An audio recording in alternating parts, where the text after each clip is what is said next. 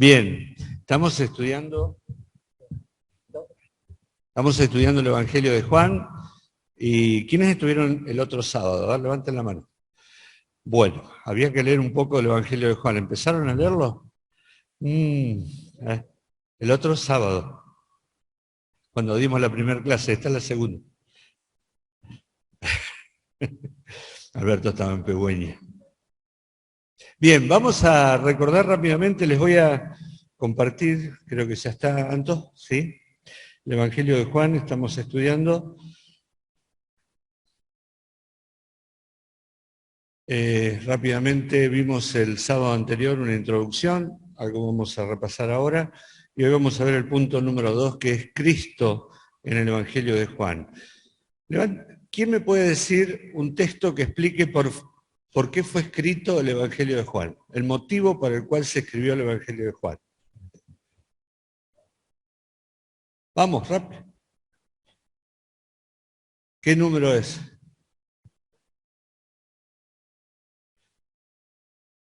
...20:31. Memoricen bien ese texto. Muchas cosas, dice el versículo 30, ocurrieron con Jesús, se podrían escribir de él.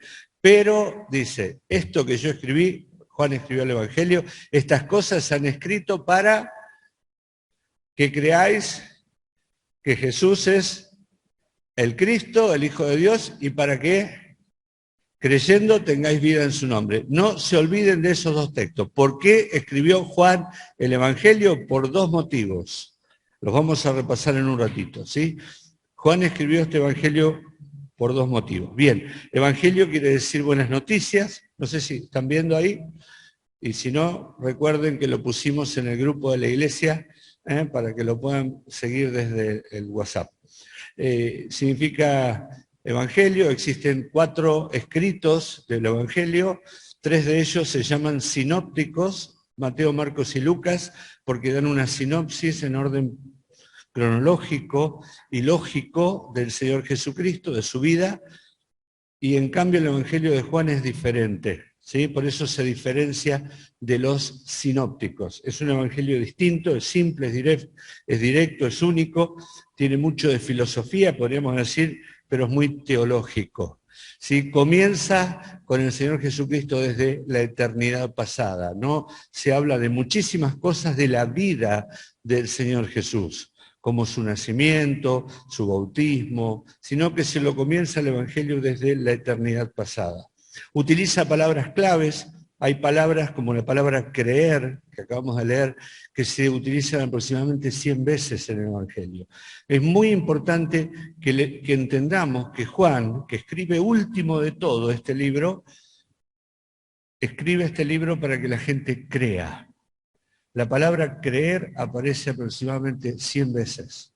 ¿Sí? Entonces, utiliza palabras como creer, utiliza palabras como luz, vida, utiliza la palabra padre como en ningún otro escrito, casi 100 veces también. ¿Sí? Y contiene el Evangelio, el versículo más famoso que todos conocemos, que es Juan 3:16, ¿verdad? La autoría es del apóstol Juan. ¿Sí? Hay evidencias externas, o sea, escritos de la antigüedad que hablan de él como el autor.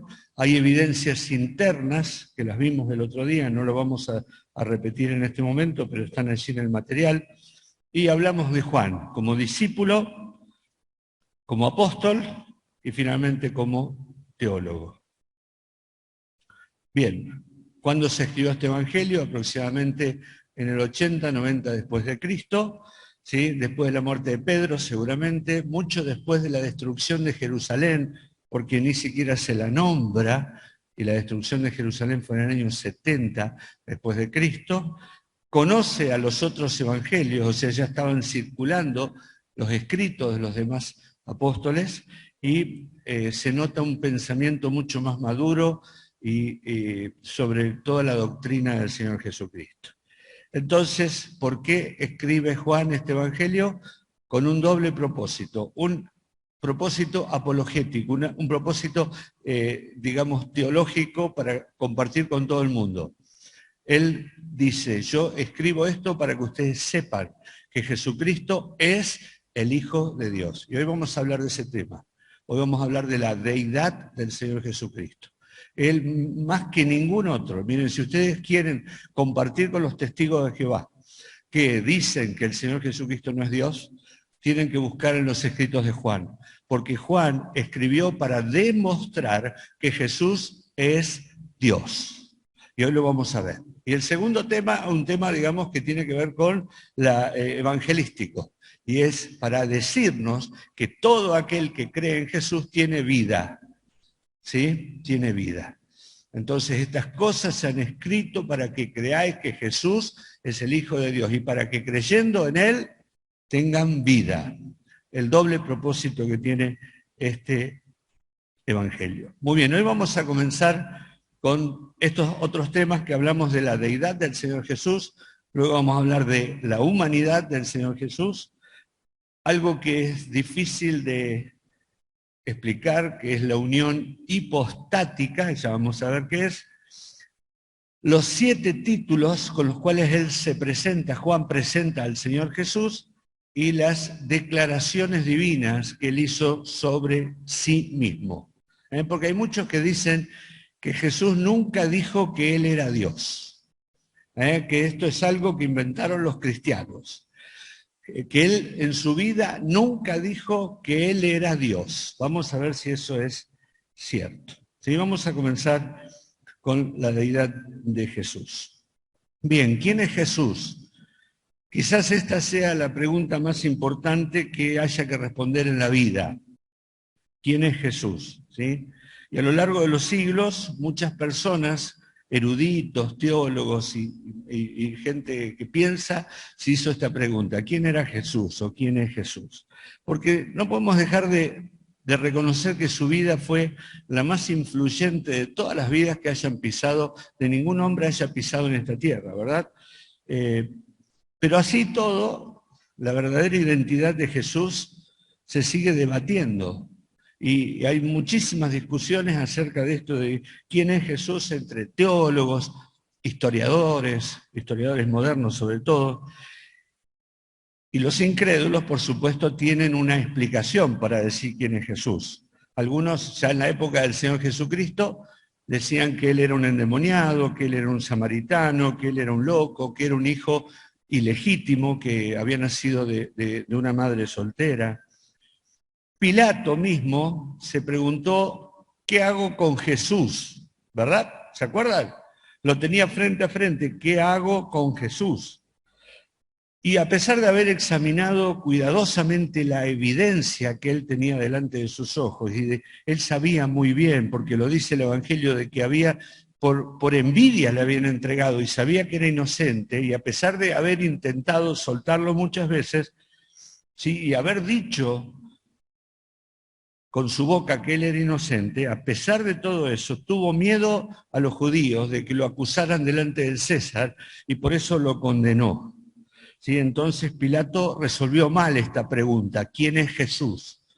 Él pensó que era un simple hombre bueno que decía que era rey y que su reino no era de este mundo, pero hoy debe estar pensando otra cosa. Yo siempre digo esto de que todos los que murieron hoy están conscientes en un lugar, y debe estar sabiendo qué error tan grande cometió.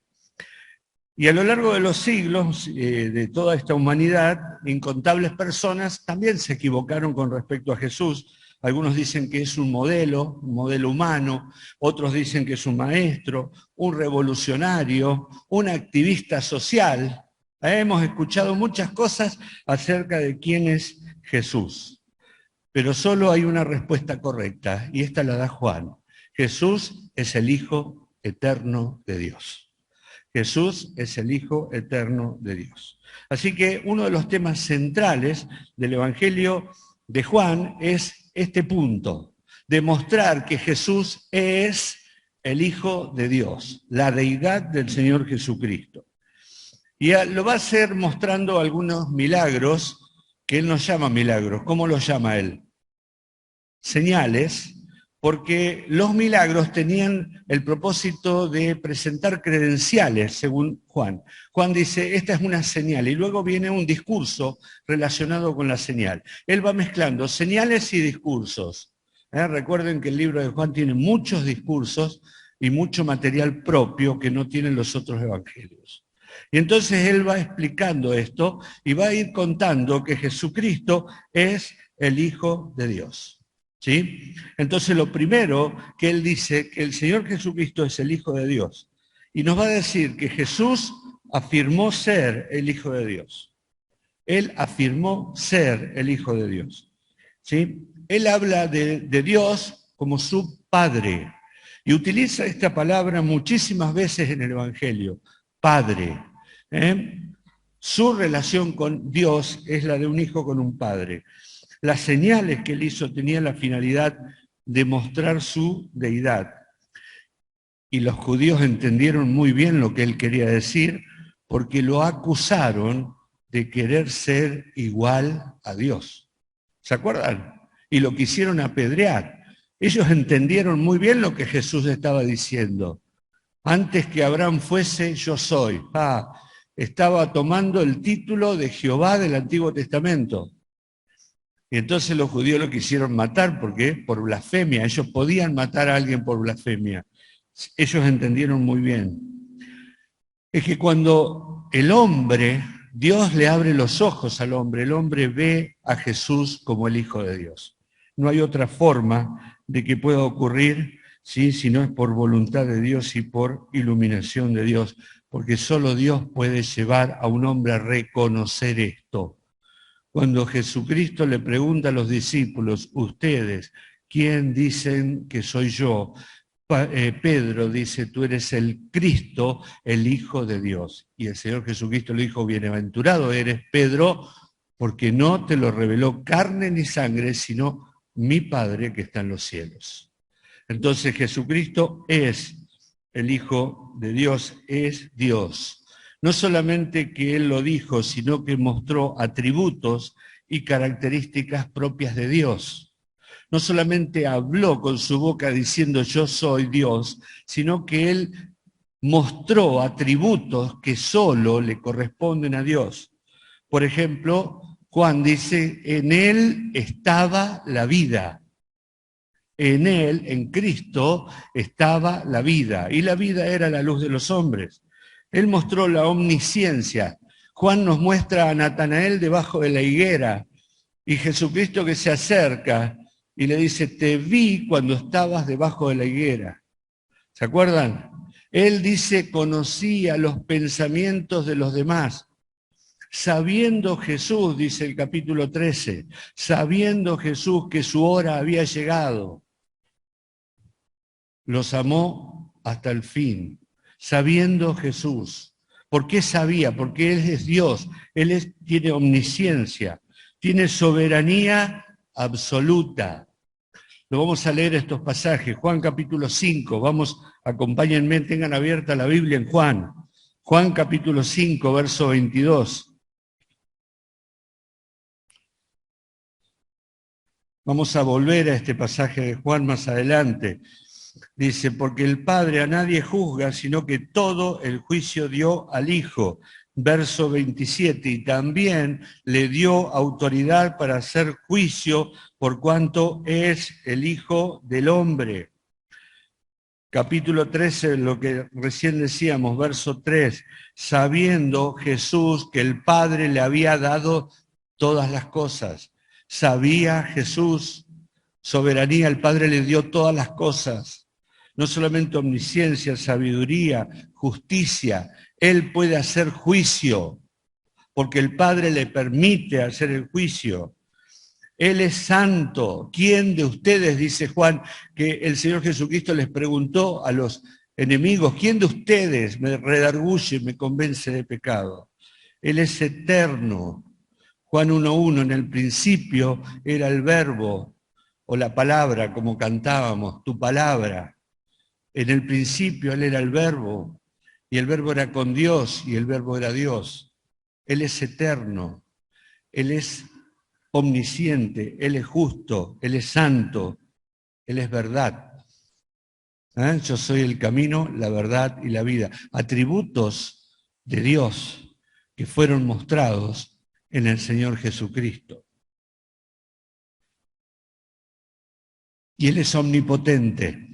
Quizás esto es lo que más resalta las señales, los milagros del Señor. Él es omnipotente, Él es poderoso, Él puede transformar el agua en vino, dice Juan en el capítulo 2, versículo 1. El capítulo 2, versículo 7 en adelante. Él puede transformar el agua en vino, cambia la materia de las cosas. Él es omnipotente sobre las enfermedades. Juan narra algunas señales sobre la muerte, cuando resucita a Lázaro, sobre las leyes físicas, cuando camina sobre el agua. Él sobre la naturaleza, cuando calma el mar. Él puede perdonar pecados. ¿Quién puede perdonar pecados si no solo Dios? Entonces Juan está demostrando a través no solamente de lo que el Señor dijo sobre sí mismo, sino sobre lo que Él mostró, que Él era Dios caminando entre nosotros. Él perdona pecados. ¿Quién puede perdonar pecados si no solo Dios? Decían los contemporáneos del Señor y tenían razón. Blasfemias dice eso, blasfemias dice. No, ahí no tenían razón. Porque es cierto que solo Dios puede perdonar pecado. Lo que ellos no entendían es que esa persona que estaba delante de ellos era Dios. Puede perdonar pecados. Él dice, yo puedo poner mi vida y volverla a tomar. ¿Quién puede hacer eso? ¿Quién tiene poder sobre su muerte y sobre su vida? Y él dice, yo y el Padre, uno somos. Yo y el Padre, uno somos. Por lo tanto, Él es Dios. En segundo lugar, también nos tiene que mostrar, Juan, que en realidad este ser que estaba aquí en la tierra, que es Dios, también era hombre. También era hombre, 100% hombre. Todos los escritores del Evangelio, aún los 4 evangelistas, fueron muy conscientes de la humanidad del Señor Jesucristo. Entonces, uno de los propósitos de Juan es decirnos que este Dios eterno un día se hizo hombre, el milagro de la encarnación. Esto es lo que Juan está diciendo. Aquella luz verdadera que alumbra a todo hombre, dice, venía a este mundo. La luz que alumbra a todo hombre se hizo hombre. Y habitó, y vimos su gloria, dice, gloria como el unigénito del Padre, habitó entre nosotros. Y nosotros le vimos, ¿sí? Él plantó su tienda al lado de cada uno de nosotros. Se hizo carne. Se hizo carne. El Señor Jesucristo fue verdadero Dios. Y una de las expresiones más utilizadas en el Evangelio de Juan, hasta 12 veces, es el Hijo del Hombre. ¿Y por qué el Señor Jesucristo utiliza esa expresión, Hijo de Hombre? Porque se está identificando con la raza humana. Pero no es una identificación intelectual o podríamos decir algo espiritual. Él era hombre, 100% hombre, por eso utilizaba la expresión, el Hijo del Hombre, porque esa expresión lo asocia con la misión que él trajo cuando vino acá a la tierra. ¿Sí? Él participa física, moral, social y espiritualmente de la humanidad como cada uno de nosotros. Él es perfecto hombre. Él no era un semidios. Él era Dios y era hombre. Esto es lo inexplicable. Es el único ser que podemos al menos tener revelación, el único ser que tiene 2 naturalezas. Pero no 50 y 50, sino 100 y 100. Aunque las matemáticas a nosotros no nos cierren, ¿sí? Él es perfecto hombre. Y a él lo llamaban Jesús Nazareno, que probablemente venga de Nazaret, probablemente. ¿Sí? La expresión, su nombre humano y su identificación con la humanidad. Él tiene características humanas y la Biblia nos habla que él se cansó. Bueno, Juan, en el capítulo 4, cuando habla del episodio de la mujer samaritana, él se detuvo junto al pozo de Jacob porque estaba cansado. ¿Sí?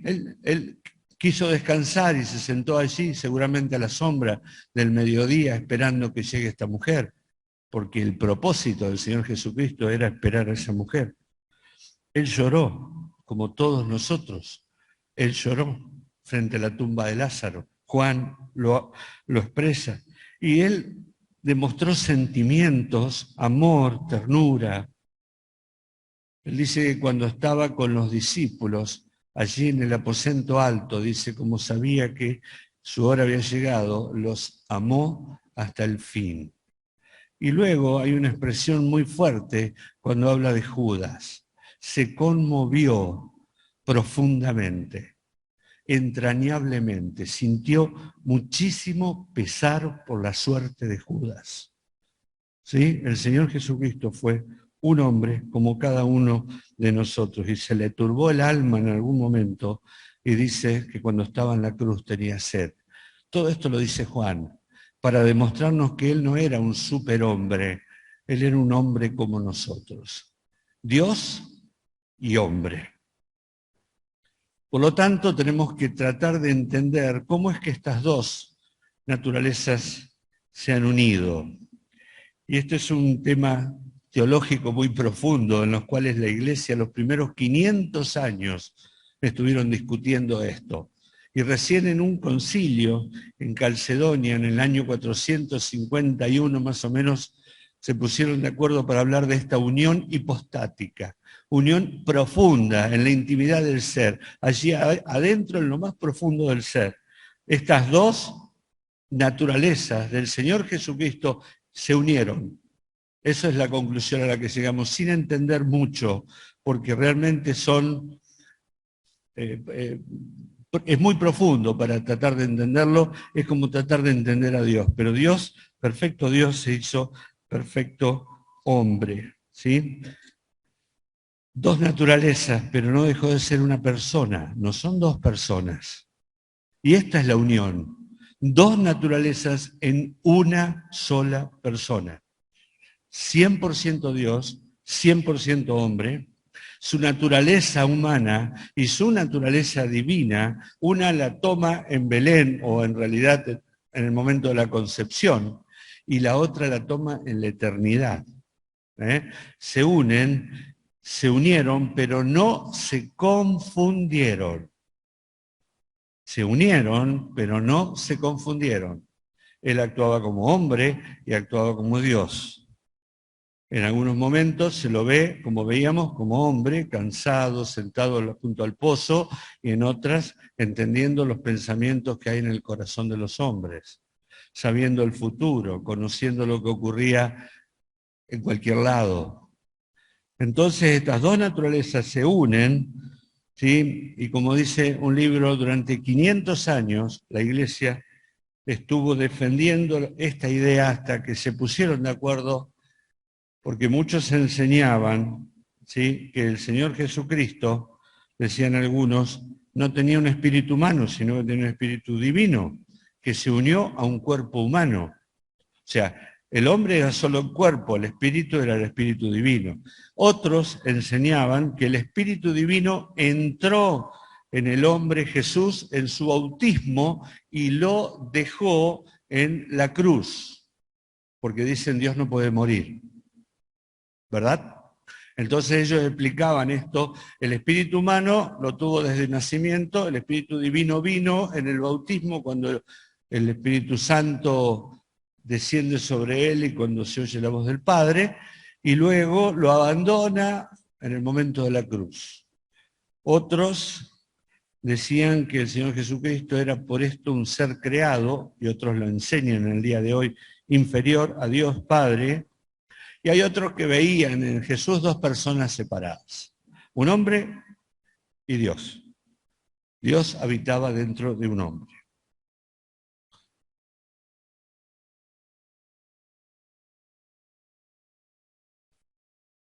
Por lo tanto, en el concilio de Calcedonia en el año 451, la Iglesia declaró oficialmente, vamos a decir así, una de las declaraciones más famosas e importantes de la historia de la Iglesia. Es que Dios asumió la humanidad en la encarnación, lo infinito se hizo finito, lo invisible se hizo visible, el Creador entró en la creación y lo incognoscible, aquello que no se puede conocer, se reveló en toda su majestad y esplendor.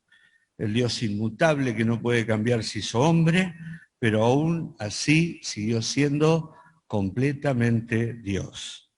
¿Sí? Entró en el reino de las criaturas que están en el tiempo y el espacio y experimentó la vida como es para aquellos que Él creó.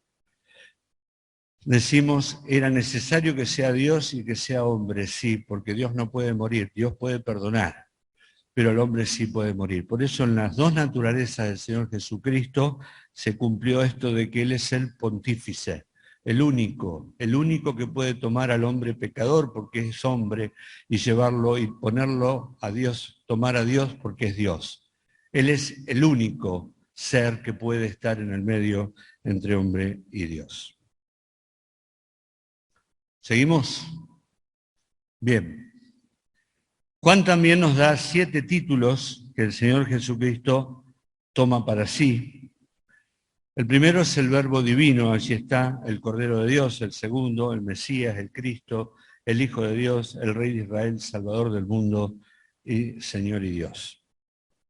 Vamos a comenzar rápidamente con el Verbo divino. ¿Qué es esto de Juan 1.1? Vamos a buscar Juan 1.1 al 4. ¿Quién lo puede leer? A ver. Los que están en el Zoom también lo pueden leer, así que no importa el micrófono. Vamos, Juan 1, del 1 al 4.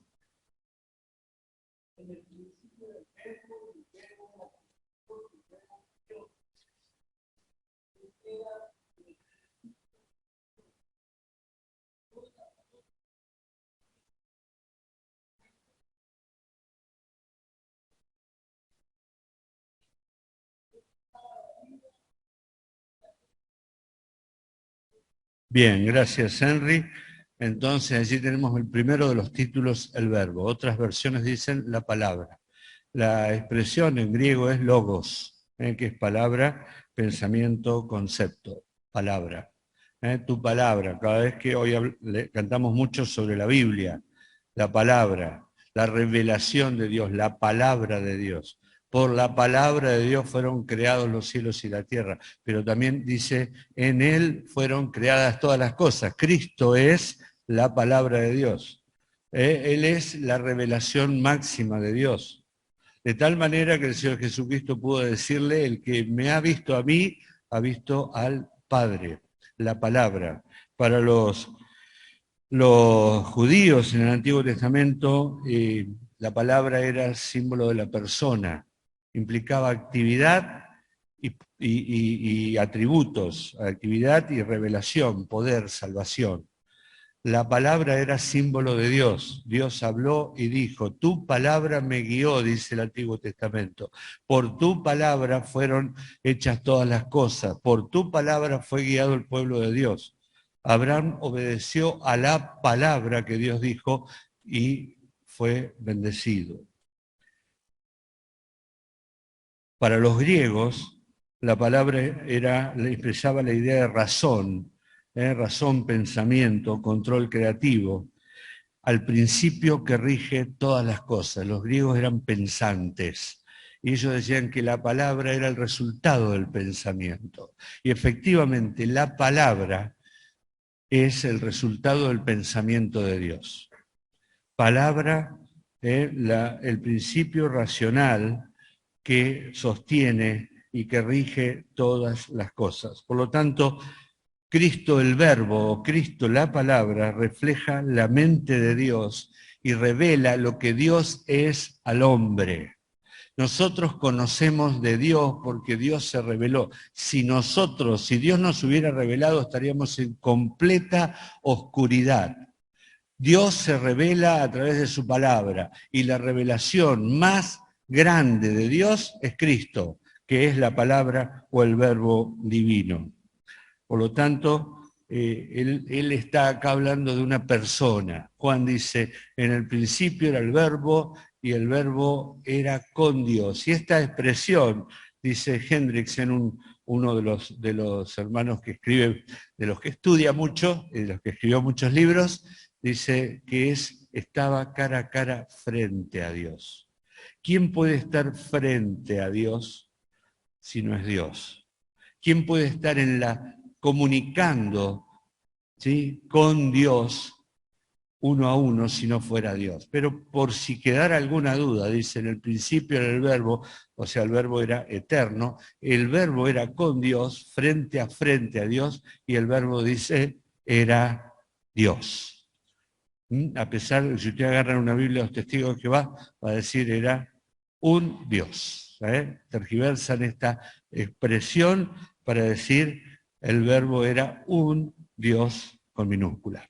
Pero aquí habla de la eternidad del Señor Jesucristo y de su igualdad con Dios. Así que Él es Dios y el título el verbo, quiere decir que Él hizo todas las cosas porque la palabra de Dios creó todas las cosas, que Él es igual a Dios, que Él es eterno con Dios y que Él tiene existencia propia en sí mismo. ¿Sí? El verbo divino. El segundo título que se utiliza, el segundo en aparición, no en importancia, está también en el capítulo 1 de Juan, y es el Cordero de Dios. Y podemos leerlo en Juan, capítulo 1, ¿sí?, verso 29. Dice, el siguiente día vio Juan a Jesús que venía a él y le dijo, he aquí el Cordero de Dios que quita el pecado del mundo. Para un judío hablar de un cordero que quita el pecado era una expresión común. Ellos conocían desde muchos siglos antes, de 2000 años antes, la historia del cordero pascual. El cordero que moría, el primero de ellos fue para liberar al pueblo de la esclavitud en Egipto, y luego el cordero que moría todos los años, ¿sí?, como figura del cordero que vendría, que quitaría para siempre el pecado de todos los hombres, el Cordero Pascual. El Cordero, el Señor Jesucristo, es el Cordero de Dios. No alcanzaba con que el Señor Jesucristo fuera el Verbo, porque el Verbo nos revela al Padre, el Verbo nos dice cómo es el Padre, pero faltaba esta otra parte que es ser Cordero, porque el Cordero tiene que morir, no es un Cordero vivo, sino que es un Cordero clavado en una cruz, con su sangre derramada. Por lo tanto, el apóstol Juan, cuando habla del Cordero, no está hablando de un Cordero vivo, sino de un Cordero que se ofrece a sí mismo como sustituto en expiación de cada uno de nosotros. ¿Sí? Y Juan mismo, luego, en Apocalipsis, ya cuando ha escrito su evangelio, probablemente cuando escribe el último libro, habla del Señor Jesucristo en el capítulo 5 como un cordero que fue inmolado. ¿Se acuerdan? Juan capítulo 5, él ve a un cordero que tenía las marcas de la cruz. Entonces esta expresión, el cordero, habla del sacrificio que tenía que hacer el Señor Jesucristo. El Cordero de Dios, el que tenía que morir por cada uno de nosotros. Israel esperaba un Mesías que fuera profeta, rey, conquistador, y Dios les iba a enviar un Cordero. ¿Sí? ¿Por qué? Porque el Señor Jesucristo vino a lidiar con el pecado del mundo. Tenía que morir en la cruz antes de poder ser rey. Así que este título, como dice allí, anticipa el sacrificio supremo de Jesús en la cruz por el pecado del mundo. Estamos tratando de entender quién es Jesús. ¿Quién es Jesús? ¿Verdad? No nos perdamos. Juan nos dice quién es Jesús. Es Dios, es hombre, y nos explica qué títulos le va dando en su evangelio para que corroboremos que Él es Dios. Otro título que él utiliza es el de Mesías, ungido. ¿Sí? Mesías quiere decir ungido, o Cristo quiere decir ungido. La diferencia entre Mesías es que es la palabra hebrea y Cristo es la palabra griega. Las dos quieren decir lo mismo, ungido. Entonces allí la mujer samaritana le pregunta, dice, nosotros sabemos que ha de venir el Mesías, el Cristo. Y el Señor Jesucristo, ¿qué le dice? Y le dice, yo soy. Para aquellos que dicen que nunca dijo que él era Dios, allí a la mujer samaritana le dijo, yo soy el Mesías, el Cristo. En el Antiguo Testamento el ungimiento era un acto especial por lo cual se nombraba a una persona para un oficio sagrado.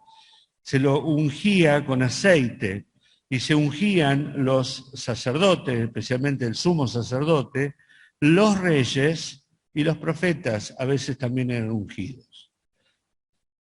En la antigüedad ninguna persona ocupó las tres funciones. Ninguno fue ungido para ser sacerdote, profeta y rey. El Señor Jesucristo sí. Él fue el ungido de Dios. Y probablemente esta expresión haga mención a aquel momento cuando el Señor Jesucristo sale del agua en su bautismo en el río Jordán y desciende el Espíritu Santo sobre él como paloma. ¿Sí? Quizás sea ese el momento en el cual él fue ungido, o quizás en la eternidad fue ungido por Dios, pero él fue el Mesías. Mesías quiere decir el ungido, el que los judíos esperaban, el que los samaritanos también estaban esperando porque eran parte judía. Y la unción es esto, un nombramiento sagrado, una relación sagrada con Dios, un respeto especial hacia esa persona. Cuando un rey era ungido, era oficialmente nombrado rey, y a partir de ese momento esa unción que él tenía lo hacía merecedor del respeto de los demás. El Señor Jesucristo entonces es el ungido que había de venir, el que Israel esperaba, el libertador y rey ungido por Dios.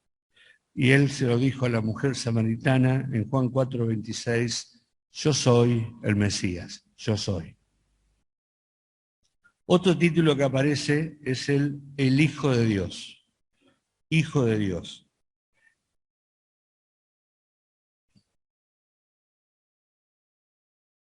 Natanael, en el capítulo 1, versículo 49, le dice, Rabí, tú eres el Hijo de Dios, el Rey de Israel.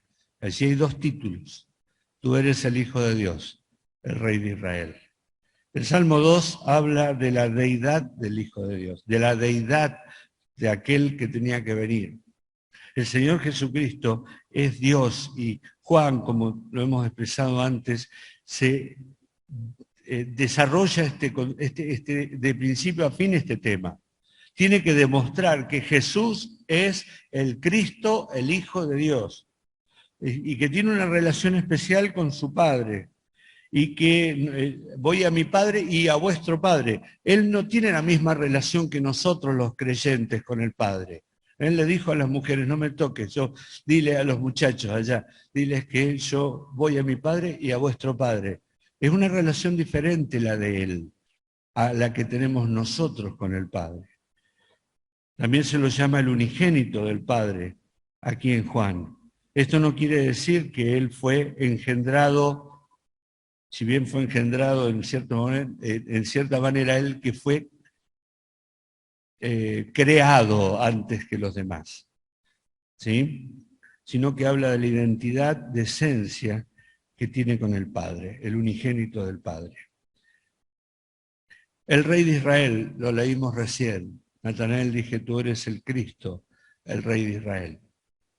Este es otro título que el Señor Jesucristo tiene. Este título afirma la esperanza mesiánica que los judíos tenían.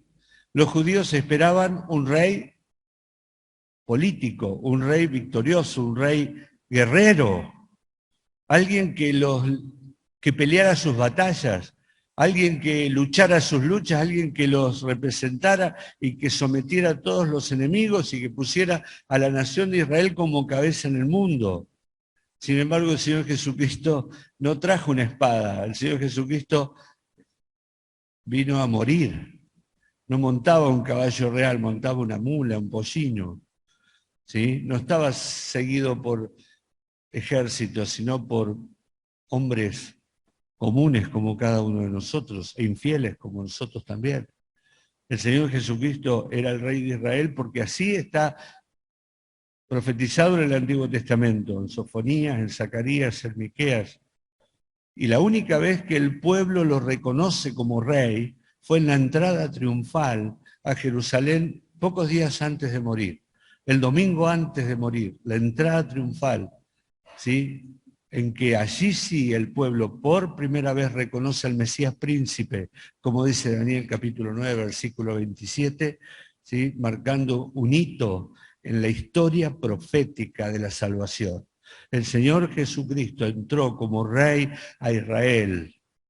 Israel no lo conoció y lo rechazó, ¿sí? Y lo despreció, lo menospreció y dijo: su sangre sea sobre nosotros y sobre nuestros hijos. Fue Natanael el que reconoció al Señor Jesucristo como rey. Pero claro, el Señor siempre rehusó aumentar estas expectativas, porque al Señor en algún momento, viéndole emprender tantas cosas lindas, tantos milagros, multiplicar los panes, darle de comer, sanar enfermos. Dice, este es el rey que necesitamos, ¿quién va a poder contra nosotros? Y en algún momento lo quisieron hacer rey al Señor, pero el Señor se escapaba. Fue el año en que él era popular. Bueno, el Señor Jesucristo nunca fomentó esa posibilidad de que lo hagan rey, porque no era el tiempo, a pesar de ser el rey de Israel. ¿Y se acuerdan qué cartel hubo sobre la cruz? ¿Qué decía el cartel? Rey de Israel. Lo pusieron como burla, ¿verdad? Porque él afirmaba ser rey. Pilato le preguntó, ¿eres rey? Ah, sí, soy rey, pero no de este mundo. Mi reino no es de acá. Si mi reino fuera de acá, mis seguidores pelearían por mí. Dijo Pilato, ¿no? Y le puso el cartel hacia arriba, Jesús, rey de los judíos, rey de Israel. Él murió con ese título y él lo lleva. Ese título todavía tiene un cumplimiento futuro. Otro título que Juan le da es el Salvador del mundo. En Juan capítulo 4, versículo 42, lo podemos buscar, la mujer samaritana.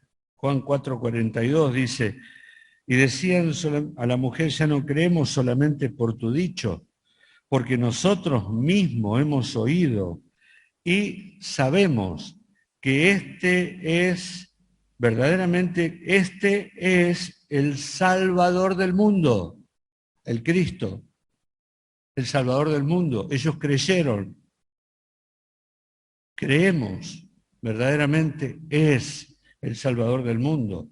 Él vino a salvar a las personas, ese era su objetivo. Ahora, fíjense, interesante, que los que se dan cuenta de que Jesús es el Salvador del mundo no son los judíos, sino los samaritanos, aquellos que no tenían acceso al templo. Ahora ellos se dan cuenta que Jesús es también su Salvador. La primera incursión transcultural del Señor fue esta a Samaria. Y era el cumplimiento que se le hizo a Abraham. Abraham, ¿qué le dijo Dios? En ti serán benditas todas las naciones de la tierra. ¿Y de qué está hablando? De la promesa del Salvador del mundo. No de otra cosa. El Señor Jesucristo es el cumplimiento de la promesa hecha a Abraham. Tú eres el Salvador del mundo. El Señor le dijo a la samaritana, la salvación viene a los judíos, pero Dios le promete salvación a todas las naciones. Y ese fue el plan del Señor para sus discípulos, cuando luego le dijo, vayan por todo el mundo, prediquen el Evangelio, hagan discípulos, ¿sí? Bauticen, enseñen. Ese es el propósito de la iglesia, porque el Señor Jesucristo es el Salvador del mundo. Y el primer caso de evangelismo transcultural es el de la mujer samaritana y el de los samaritanos. Y el mismo Señor Jesucristo atravesó esas fronteras o esas barreras, las quebró, esas barreras que separaban a los hombres para ir a predicarle a aquellos que estaban necesitando del Salvador del mundo. Otro título, y este es el séptimo, es Señor y Dios. Señor y Dios. Kyrios, el soberano, Señor absoluto. Fue Tomás que luego que fue confrontado con la realidad de la resurrección real, corporal del Señor Jesucristo, que dijo, Señor mío y Dios mío. La evidencia irrefutable que tenía delante suyo. Pon tu mano, Tomás, toca, yo soy. Él había dicho, si no metiere mi mano en su costado, si no tocara sus heridas, yo no creeré. Recuerden, el Evangelio de Juan está para que creamos. ¿Sí? Son evidencias para que creamos. Y si creemos, tenemos vida. Juan creyó, ¿sí? Y una declaración profundísima, comparable con la de Pedro. Tú eres el Cristo, el Hijo del Dios viviente, comparable con la de Marta. Señor, tú eres el Cristo, el Hijo de Dios, creemos en ti. Eso es lo que dijo Tomás. Y Jesús no lo corrigió, porque era cierto lo que estaba diciendo Tomás. Yo soy Señor y Dios. La fe de Tomás no tenía nada de defectuoso. Él dijo, Señor mío y Dios mío, yo me apropio de eso. Y ese es el propósito de la revelación de Dios, que creamos que Jesús es el Cristo, el Hijo de Dios. Finalmente, ¿cuáles fueron las declaraciones de Jesús acerca de sí mismo? Estamos estudiando quién es este hombre, quién es Jesús. Es Dios, es hombre. La unión de las dos es un milagro que solamente se puede comprender, pero Él hoy es Dios y hombre. ¿Sí? Él tomó títulos prominentes que solo le corresponden a Dios. Ahora, ¿qué dijo Él? ¿Qué fue lo que Él dijo de sí mismo? Sus declaraciones divinas. En primer lugar, Él reclamaba para sí tener una naturaleza más que humana. Primer cosa, Él siempre se diferenció del hombre, dijo, yo soy distinto. Por ejemplo, vamos a buscar algunos textos. Juan 1:51. Juan 1:51. De cierto os digo que de aquí en adelante veréis el cielo abierto y a los ángeles de Dios que suben y descienden sobre el Hijo del Hombre. Esto está haciendo una referencia a la escalera de Jacob. ¿Sí? La escalera que Jacob soñó. Los pies acá en la tierra, el extremo en el cielo y los ángeles de Dios que suben y bajan. Él dice, yo soy la escalera por los cuales suben y bajan las cosas hacia Dios. No es un hombre cualquiera. En el capítulo 3, verso 13, hablando con Nicodemo, él le dice, nadie subió al cielo, sino el que descendió del cielo, el Hijo del Hombre que está en el cielo. Él dice, yo soy el que estaba en el cielo, pero que estoy en el cielo, ¿sí? Yo soy. Él dijo esto de él, de sí mismo. Él en todo momento reclamó para sí una naturaleza más que humana. Vemos otros textos, por ejemplo, en el capítulo 4, versículo 25. ¿Sí? Sé que va a venir el Mesías llamado el Cristo, cuando Él venga nos declarará todas las cosas. Jesús dijo, yo soy el que habla contigo. Y así podemos ir buscando distintos textos de lo que Él dice. 6:33, vamos a otro ejemplo de lo que Él decía de sí mismo. Él dice de sí mismo, el pan de Dios es aquel que descendió del cielo y da vida al mundo. Verso 35, Jesús le dijo, yo soy el pan. Sí, ahora vamos a verlo, yo soy. Pero él dijo de sí mismo, yo no soy simplemente un hombre. Esto para aquellos que dicen que Jesús nunca dijo que era Dios. Y Jesús dijo una y otra vez que él era más que un hombre. Jesús habló con frecuencia de su origen único y extraterrenal, de haber preexistido. Juan capítulo 6, verso 62. Ningún hombre podría decir esto. Él dijo allí en el versículo 62, pues que si vierais al Hijo del Hombre subir a donde estaba primero, a donde estaba primero. 8:23. Jesús le dijo, vosotros sois de abajo, yo soy de arriba. Yo soy de arriba, yo vengo de arriba. 16:28. Él está hablando de sí mismo y dice en el versículo 28, salí del Padre y he venido al mundo. Otra vez dejo al mundo y voy al Padre. Juan 17:5, Padre, glorifícame con aquella, tú, al lado tuyo, con aquella gloria que tuve contigo antes que el mundo fuese. Entendemos bien que él estaba hablando de sí mismo y dijo, yo no soy un hombre común, yo tengo un origen único, extraterrenal, celestial. Yo preexistí a la humanidad. Y luego dice, y esto lo vamos a buscar en Juan capítulo 5, porque esta porción es muy importante, dice, yo soy igual al Padre. Yo soy igual al Padre. Y vamos a leer en Juan capítulo 5, del 17 al 24, porque aquí él hace declaraciones muy profundas. En primer lugar, dice Juan 17 y 18, mi Padre hasta ahora trabaja y yo trabajo. Por esto los judíos aún más procuraban matarle, porque no solo quebrantaba el día de reposo, escuchen bien, sino que también decía que Dios era su propio Padre, haciéndose igual a Dios. La primera cosa, Jesús es igual al Padre en persona. Yo soy igual al Padre. Los judíos no les quedaba ninguna duda de lo que él estaba diciendo. Yo soy igual al Padre. Mi Padre ahora trabaja y yo trabajo. En persona, él y yo somos iguales.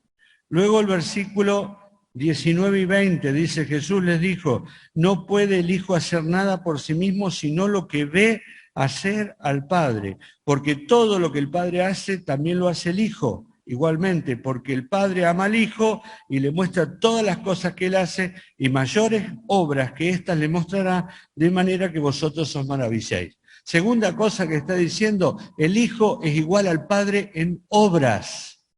Todo lo que el Hijo ve es lo que hace el Padre, todo lo que el Hijo hace es lo mismo que hace el Padre. No solamente es igual en persona, sino en obras. Él y yo hacemos las mismas cosas. Claro que los judíos entendían bien. Versículo 21, porque como el Padre levanta a los muertos y le da vida, así también el Hijo a los que quiere da vida. Y acá está diciendo, tengo la misma soberanía que el Padre, la misma soberanía que el Padre. No solamente soy igual en persona, no solamente soy igual en obras, sino que soy soberano como Él.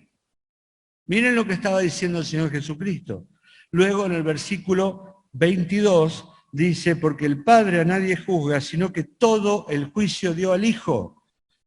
Igual al Padre en su juicio. ¿Quién puede juzgar a los hombres, a los ángeles, a las naciones, a los seres individuales, sino Dios? Bueno, el Hijo es igual en juicio al Padre, de tal manera que el Padre dice, todo el juicio se lo dio al Hijo. Igual en persona, igual en obras, igual en soberanía, igual en juicio y finalmente, y esto es muy importante, igual en honor. Porque dice el verso 23, para que todos honren al Hijo como honran al Padre. La misma honra que merece el Padre, merece el Hijo. El que no honra al Hijo, no honra al Padre. ¿No? Fíjense lo profundo de lo que está diciendo. ¿Hay alguna duda de lo que está diciendo Jesús? No hay ninguna duda de que Él está diciendo que es Dios.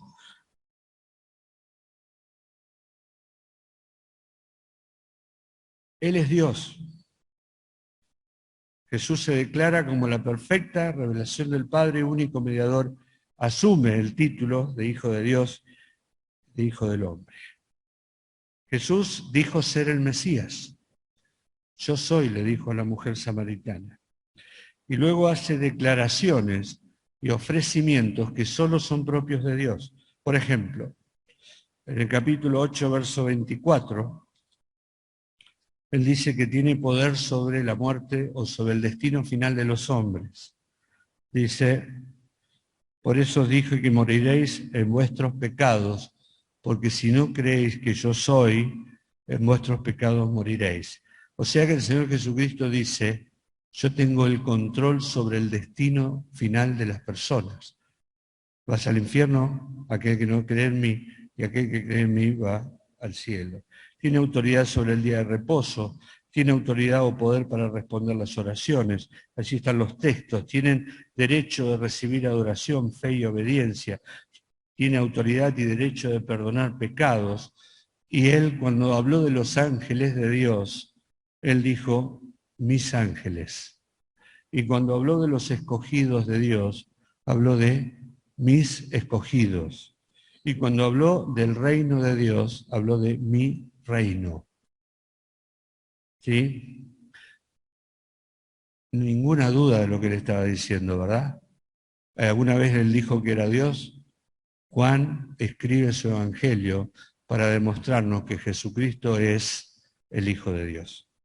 Y luego quedan las últimas, en 4 minutos, las últimas enseñanzas o declaraciones de Jesús sobre sí mismo, que son los yo soy. Yo soy. Ego e mí es en griego. Aparece 23 veces en este evangelio la palabra yo soy. Cuando a un judío le decían yo soy, rápidamente su mente iba a Éxodo capítulo 3, verso 14.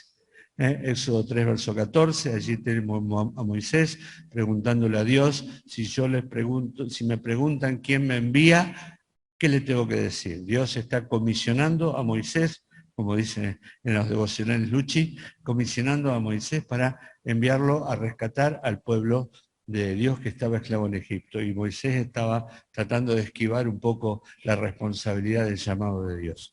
Y Dios le dice, yo soy. El yo soy me envía a vosotros. Yo soy el que soy, el eterno Dios, el que nos... Yo soy, no dice yo fui, yo voy a ser, yo llegué a ser, yo soy. Es una expresión que habla de continuidad, yo soy. Nunca dejé de ser, nunca empecé a ser. Soy autosuficiente, no necesito de nada ni de nadie. No dependo de otro, no cambio, soy eterno, yo soy.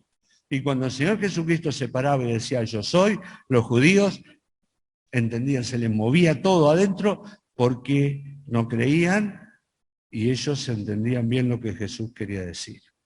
Yo soy era una relación o una conexión directa con Éxodo capítulo 3, versículo 14. ¿Sí? Y habla de la eternidad y de la autoexistencia de Dios. Y como leímos recién, los judíos entendieron muy bien, antes que Abraham fuese, yo soy. Dice el Señor, Abraham se gozó que había de ver mi día. Y ellos le dice, todavía no tiene 40 años y viste a Abraham. Sí, sí, lo vi a Abraham. Él vio mi día, porque antes que Abraham fuese, yo soy. Por supuesto lo quisieron apedrear por eso, ¿no? Y era lo que correspondía si no hubiera sido cierto. El tema era que era cierto. Bien, rápidamente los yo soy, que podemos aprenderlos. Yo soy, capítulo 6, el pan de vida. Yo soy, capítulo 8. ¿Me ayudan? Ahí, vamos, léanlo, aunque sea, vamos. ¿Qué soy? El capítulo 8. La luz del mundo, capítulo 2, 10 hay 2. ¿Cuáles son? Yo soy la puerta y yo soy el buen pastor. Capítulo 11, la resurrección y la vida. Capítulo 14, el camino, la verdad y la vida. Capítulo 15, la vida verdadera. Todo un estudio que excede el tiempo que cada uno de nosotros tenemos, pero es hermoso que el Señor Jesucristo se presentara de esta manera. El apóstol Juan toma muy claramente todo esto para decirnos, Jesús es el Cristo, el Hijo de Dios. Y ese es el propósito.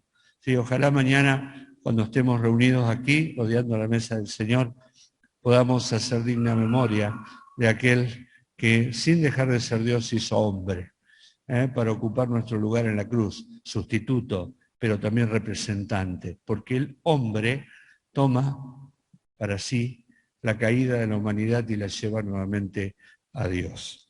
El Señor Jesucristo es el Hijo de Dios. Y Juan escribió, para que nosotros entendamos bien esto, para que lo creamos y para que creyendo tengamos vida en su nombre.